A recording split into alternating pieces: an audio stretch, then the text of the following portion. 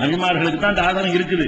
அப்படியே இருந்துட்டு போகுது, தொழுதுட்டு போறாங்க. உனக்கு அவங்களுக்கு தொடர்பு இருக்காங்கிறத பாயிண்ட். கபருக்குள்ள உள்ளவங்க தொழுகிறாங்கன்னு சொல்வதாக இருந்தால் அது யாருக்கு சொந்தமானது இருக்கு? ஹதீஸ்ல என்ன இருக்குது? மூசா நபி நான் பார்த்தேன், மேராஜ் இரவுக்கு போகும்போது பார்த்தேன், அவர் கபூர்ல தொழுது கொண்டிருந்தாரு. ரசூல் ஸல்லல்லாஹு அலைஹி வஸல்லம் சொல்றாங்க. முஸ்லிம்ல 4379 பாக்குறாங்க.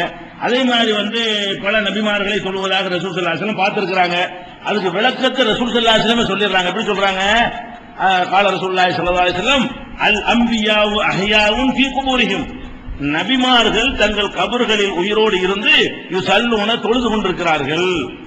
எல்லா முஸ்லிமும் தொழுகிறாங்கன்னா இப்படி சொல்லுவாங்களா? ரசூல் ஸல்லல்லாஹு அலைஹி வஸல்லம் இறந்து போன எல்லா முஸ்லிமும் உட்கார்ந்து தொழுதுகிட்டு அவர் தஸ்பீஹ் பண்ணிட்டு உட்கார்ந்துட்டே இருக்காரு.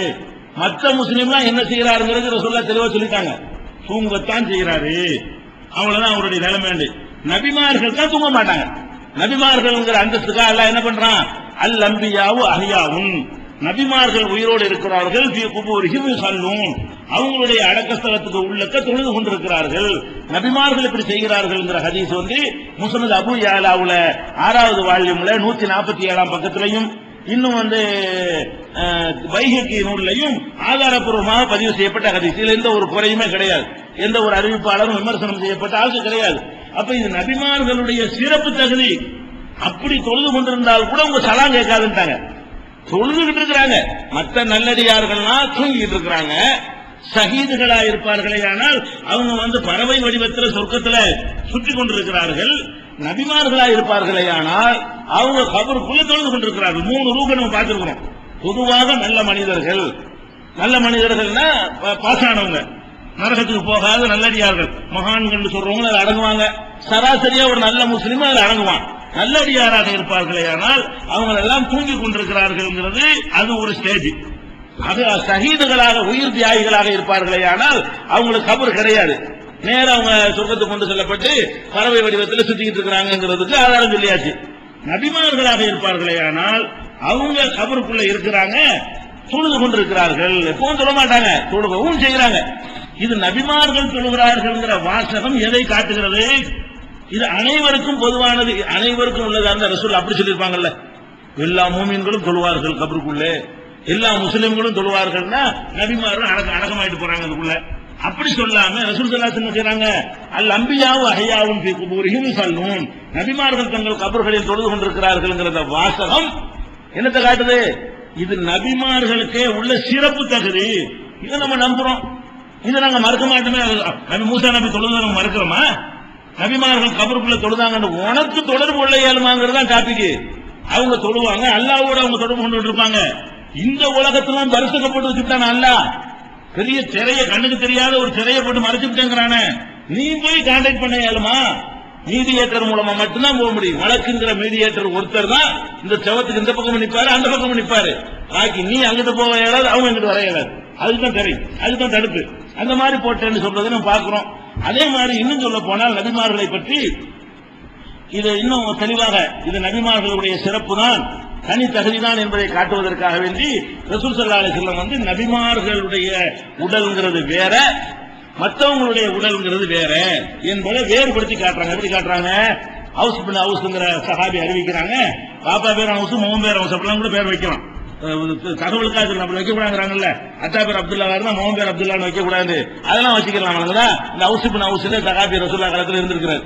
அப்ப ரசூல் ஸல்லல்லாஹு அலைஹி வஸல்லம் சொல்றாங்க, இன்னமின் அஃதலி ஐயாமிக்கும் யௌமுல் ஜும்ஆ, உங்கள் நாட்களிலே சிறந்த நாள் வெள்ளிக்கிழமை. ஃபீஹி குலிக ஆதம் அலைஹிஸ்ஸலாம், அன்றுதான் ஆதம் அலைஹிஸ்ஸலாம் படைக்கப்பட்டார்கள். ஒஃபீஹி குபில, அன்றுதான் அவர்களுடைய மரணம் ஏற்பட்டது. ஒஃபீஹி நஃப்ஹத்து, அன்னைக்கு தான் சூர் ஊதப்படும். ஒஃபீஹி ஸாகத்து, அன்றைக்கு தான் எல்லாரும் வெள்ளிக்கிழமை என்ன செய்வாங்க? விழித்து எழுவார்கள். அழிவும் வெள்ளிக்கிழமை தான், அழிந்த பிறகு அல்லாஹ் எழுப்புவான அதுவும் வெள்ளிக்கிழமை தான் அப்படின்னு சொல்லிவிட்டு, எனவே ஃபக்ரு அலைய மினஸலா, வெள்ளிக்கிழமை என்று என் மீது செலவாத்து அதிகமா போகுங்க. வெள்ளிக்கிழமைங்கிற ஒரு நல்ல நாளா இருக்கிறது, அன்னைக்கு தான் நிறைய முக்கியமான இதெல்லாம் நிகழ்ந்திருக்கிறது. அதுதான் எல்லாம் ஜும்மாவை கூட நமக்கு தந்திருக்கிறான்.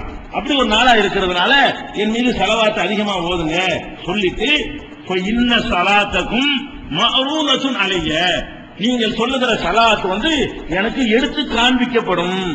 நாங்க எப்பன்னு சொல்லல, வெள்ளிக்கிழமைக்கு நிறைய செலவாத்து போகுங்க. அந்த செலவாத்து என்ன செய்யும்? இன்ன சலாத்தக்கும் மஅரூலத்துன் அலைய, எனக்கு எடுத்து காண்பிக்கப்படும் என்று ரசூல் ஸல்லல்லாஹு அலைஹி வஸல்லம் சொன்னாங்க. அப்ப சஹாபாக்கள் கேட்கறாங்க, ஒரு அழகா கேட்கறாங்க பாருங்க. காலு யா ரசூலல்லாஹ், அல்லாஹ்வுடைய தூதரே, கைஃபத்து உரது ஸலாத்துனா அலைக்க, நாங்க ஓதுற ஸலவாத்து உங்களுக்கு எப்படி எடுத்து காட்டப்படும்? ஒக்கது அறிவித்த, நீங்க தான் மக்கி மண்ணா போயிருப்பீங்களே. அது கேட்கிறாரு அழகா. அவர் ரசூலுல்லாஹ்ட்ட கேட்கிறாரு, நாங்க மௌத்தா போன பிறகு நாங்க ஸலவாத்து ஓதுனா உங்களுக்கு எடுத்து காட்டப்படும்ங்கறீங்களே, அது எப்படி எடுத்து காட்டப்படும்? ஒக்கது அறிவித்த, நீங்க தான் மண்ணோட மண்ணா மக்கி போயிருப்பீங்களே, மக்கி போய் மண்ணா போன பிறகு எப்படி உங்களுக்கு எடுத்து காட்டப்படும் அப்படின்னு கேட்கிறாங்க. அப்ப ரசூல் ஸல்லல்லாஹு அலைஹி வஸல்லம் சொல்றாங்க, இன்னல்லாஹ கத் ஹர்ரம அலல் அர்லி அன் தஅகுல அஜ்ஸாதல் அன்பியா, நபிமார்களுடைய உடல்களை சாப்பிடுவதற்கு பூமிக்கு மண்ணுக்கு அல்லாஹ் ஹராமாக்கி விட்டான், தடை செய்து விட்டான். நபிமார்கள் உடலை மண்ணெல்லாம் திங்காதுப்ப, நான் மக்கிலாம் போக மாட்டேன், கோவம்லாம் படல, விளக்குறாங்க. நீங்க மக்கி போயிருப்பீங்கல்ல, எல்லாரும் மாதிரி மக்கி மண்ணோட மண்ணா போயிருப்பீங்கல்ல, அப்ப எப்படி நாங்க சொல்ற ஸலவாத்து உங்களுக்கு கேட்கணும்னு இல்ல, எங்க நபிமார்களுக்கு ஒரு சிறப்பு தகுதியை அல்லாஹ் தந்திருக்கிறான். நபிமார்களுடைய பாடியை என்ன செய்யாது, மண்ணு சாப்பிடாதுன்னு சொல்றாங்க. இது பலவீனமான ஹதீஸ்களும் இந்த கருத்துல பல ஹதீஸ்கள் வருது. இது ஆதாரப்பூர்வமான ஹதீஸும் இதுல இருக்கிறது. நான் சொல்லக்கூடிய இந்த நூல்ல உள்ளதெல்லாம் எந்த குறையும் இல்லாது. நசையில 1357, அபூதாவுதுல 883, 1308, இப்னு மாஜாவுல 1075, இது போக அஹ்மது, இப்னு ஹுஸைமா, ஹாக்கிம் போன்ற நூல்களிலும் இந்த ஹதீஸ் பதிவு செய்யப்பட்டிருக்கிறது. இது ஆதாரப்பூர்வமானது. இந்த கருத்துல பலவீனமான சிலர் அதை எடுத்துட்டு பலவீனம்பாங்க, அது பலவீனமும் இருக்கிறது. சரியான ஆட்கள் வழியாக ரிப்போர்ட் செய்யப்பட்ட ஹதீஸும் இதில் இருக்கிறது, தவறான ஆட்கள் மூலமாக ரிப்போர்ட் செய்யப்பட்ட ஹதீஸும் இருக்கிறது. இது சரியான ஆட்கள் வழியாக பதிவு செய்யப்பட்ட அறிவிப்பு இது. இப்ப நம்ம என்ன வழங்கணும்? நபிமார்களுடைய பாடியை தனியான ஒரு அந்தஸ்தில் எல்லாம் வைக்கிறான். அதே நேரத்தில் இப்படி நீங்க விளங்கிட கூடாது, யார் பாடியெல்லாம் மண்ணு திங்காம இருக்கு அதெல்லாம் நபின்னு விளங்கிட கூடாது.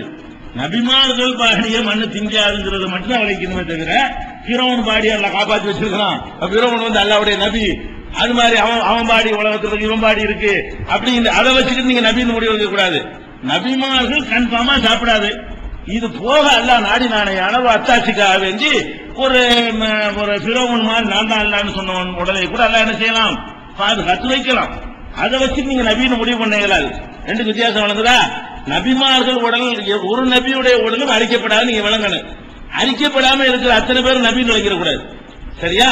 நபிமார்களுடைய அனைவருடைய உடல்களும் மண் சாப்பிடாது. மண்ணு சாப்பிடாம இதே ஃப்ரெஷ் பாடியாக அவங்க இருப்பாங்க. இப்ப என்ன அடக்கம் செய்யப்படும் போது, அதனாலதானே 3 நாள் சென்று அடக்கம் செய்யப்படும் போது ஒன்னும் ஆவல. ரசூல் ஸல்லல்லாஹு அலைஹி வஸல்லம் இறந்த உடனே அபூபக்கர் சித்திக் வர்றாங்க, அப்படி முத்தம் போடுறாங்க, சிபுத்த ஹய்யம் மையித்தாங்கறாங்க. உசுரோட இருக்கும் பொழுது வாசம் மனமா இருக்கிறீங்க, மௌத்தா போனவனையும் வாசமா தான் இருக்கிறீங்கிறார். ஏன்? மௌத்தா போற அந்த செகண்ட்ல எப்படி இருந்தாலும் அப்படிதான் இருக்கிறாங்க. 2 நாள் கழிச்சு 48 மணி நேரம் கடந்த பிறகு எப்படி இருக்கிறாங்க? ரசூல் ஸல்லல்லாஹு அலைஹி வஸல்லம் பூமிக்கு மேல இருக்கும்போது ஒண்ணு கெட்டு போகலங்க, நாட்டை எடுத்து அப்போ சீக்கிரம் நடக்கணும் முடிவு பண்ணிருப்பாங்களா, மூத்தாயிட்டாங்களான்னு சர்ச்சையே வந்திருக்காத. அந்த புரஸ்டா இருக்கிற பார்த்து தானே சண்டையே வந்தது. சண்டைக்கு காரணம் என்ன? இப்படி தளதலன்னு இருக்கிறாங்க, தூங்குற ஆள் மாதிரி இருக்கு, மூத்தா போன ஆள் மாதிரி இல்லையே. இப்ப மூத்தா போன ஆள் மூத்த ஆன உடனே டாக்டர் கூட செக் பண்றமா இல்லையா? டாக்டர் கொஞ்சம் பாருங்க இருக்கதாண்டு, நமக்கு தெரியும் போயிட்டாரு ஏமாட்டமா இருந்தாலும் எனக்கு அமைக்கலாம் பாப்பாரு. அவர் முடிந்து விட்டதுன்னு சொன்னா தான் நம்ம என்ன செய்யறோம். அந்த மாதிரி நிலையில ரசூல் ஸல்லல்லாஹு அலைஹி வஸல்லம் மௌத்தா போனதுல இருந்து இருக்கிறாங்க. அதனால அபூபக்கர் சொல்றாங்க, திபுத்த ஹய்யமா மையித்தா, ஹயாத்தா இருக்கும் போது வாசமா இருக்கிறீங்க, மையித்தா இருக்கும் போது வாசமா இருக்கிறீங்கிறாங்க. அப்ப நபிமார்களுடைய உடலை மண்ணு சாப்பிடவே செய்யாது என்ற காரணத்தினால் இதே உடலுக்குள்ள அவங்களுக்கு அந்த உயிரை எல்லாம் கொடுப்பான். அதுக்குள்ள உட்கார்ந்து அவங்க தொழுது கொண்டிருப்பார்கள். அது அல்லாஹ்வுடைய ஒரு செட்டப்ல எப்படி வேணாலும் அவன் செஞ்சு காட்டுவான். அதுதான் இருக்கே தவிர இது அனைவருக்கும் பொதுன்னு சொல்ல முடியுமா? அனைவருக்கும் பொதுன்னு சொல்ல இயலாது. அப்ப நபிமார்களுடைய உடல்கள் எந்த மாதிரி இருக்குங்கிறதை நம்ம விளங்கிக்கிட்டோம். இது போக ஒரு தெளிவுக்காக வேண்டி இது தெளிவை நீங்க தெரிஞ்சு வச்சுக்கணும். என்ன, நம்ம மரணத்திற்கு பின்கிறதுல நம்ம இந்த விஷயத்துல தப்பு பண்ணோம்னு வைங்க, பர்மனன்ட் நரகத்துக்கு போயிருவோம். மரணத்துக்கு பிறகு நம்ம போய் சேர இடம் சொர்க்கமா இருக்கணும். அல்லாஹ்வுக்கு இணை கற்பிக்கிறதுக்கு இதான் காரணமா இருக்குங்க. வேற விஷயத்திலாம் முஸ்லீம்கள் ரொம்ப தெளிவா இருக்கணும். இதை கடவுள்னு சொல்ல மாட்டோம், இது கடவுள்னு நம்ம சொல்ல மாட்டோம், காத்த கடவுளுங்க மாட்டோம், கடலை கடவுள்னு சொல்ல மாட்டோம், மலைய கடவுள்னு சொல்ல மாட்டோம். ஆனா மனுஷன் கடவுள்னு சொல்லி போடுறோம். இறந்து போன ஆட்களை நம்ம என்ன பண்ணிடுறோம், கடவுள் நிலையில கொண்டு வச்சிட்டோம்னா கடைசியில் நம்ம நிரந்தர நரகத்தில் கொண்டு எல்லாம் தள்ளிடுவோம். அதனால அது சம்பந்தமான இன்னும் சில விவரங்களையும் பார்த்துவிட்டு காபிர்களுடைய அவங்களுடைய ரூஹ் எந்த நிலையில் இருக்கிறது, அதுக்கு என்னென்ன செய்யுது என்பதையெல்லாம் இன்ஷா அல்லாஹ் நாளைக்கு பார்க்கலாம்.